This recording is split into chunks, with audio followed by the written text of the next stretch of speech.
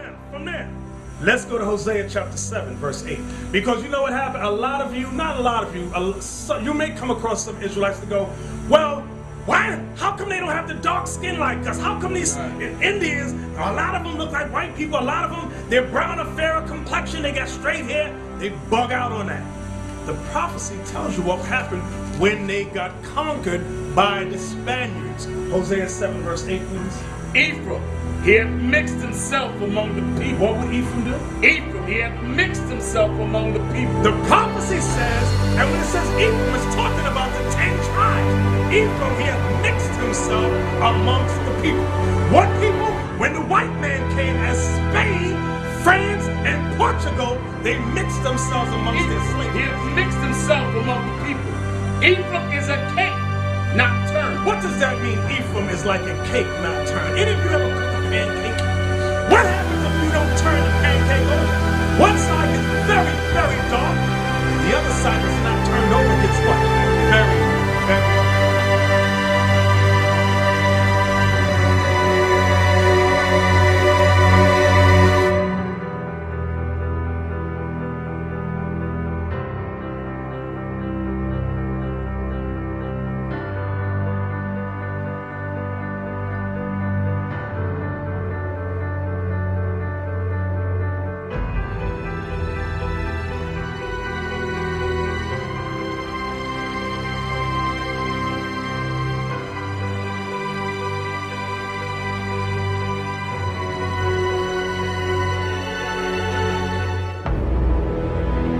Only dream I ever have.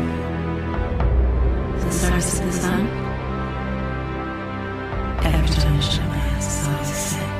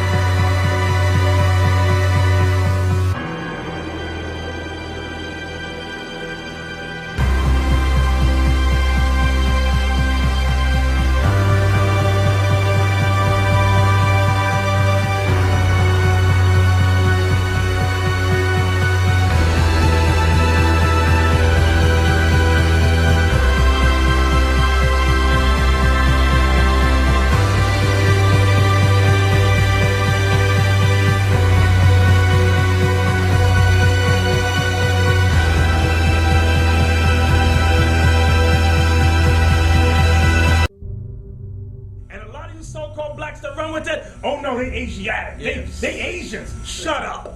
We're going to go by what thus saith the Lord, all right? We're going to go by what the Bible says. From there, let's go to Jeremiah 50 and verse 33. So you had the 10 tribes of Israel on this side of the world.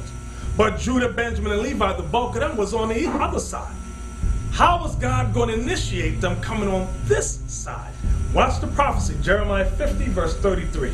Thus saith the Lord of hosts, the children of Israel and the children of Judah. Hear that? The children of Israel, meaning Ephraim, the children of Israel and who? And the children of Judah were oppressed together. It said they were oppressed together. That's the prophecy. And all that took them captives held them fast. They refused to let them go. Let you know that Israel would be in captivity together. Together. Together. I want you to understand.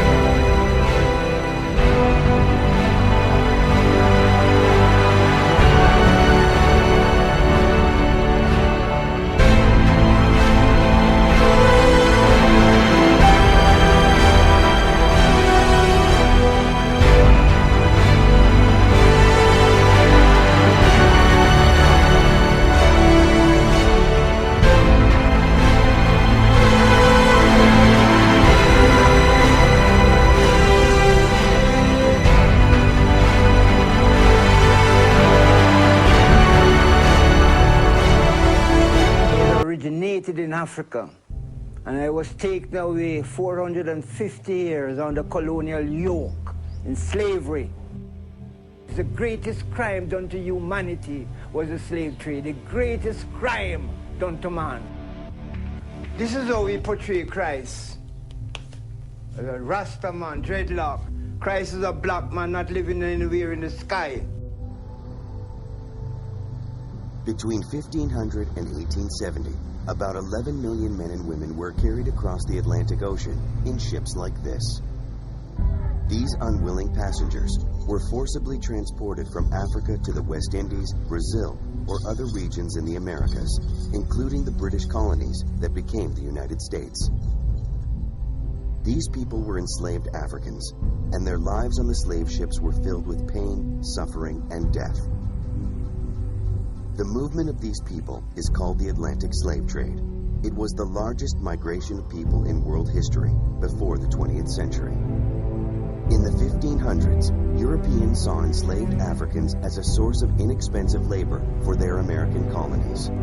European planters established plantations or large farms in the Americas to grow tobacco, sugar, and other valuable crops.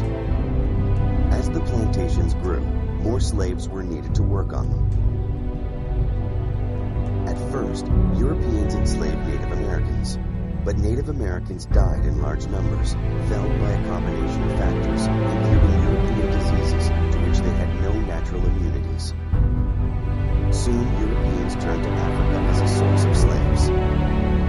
Africans were less vulnerable to European diseases, and as strangers in this new land, they were less likely to escape. Slavery had existed in Africa and in Europe since ancient times. Most societies in sub-Saharan Africa used captives for labor. Some African kings and merchants captured people from other groups and sold them as slaves to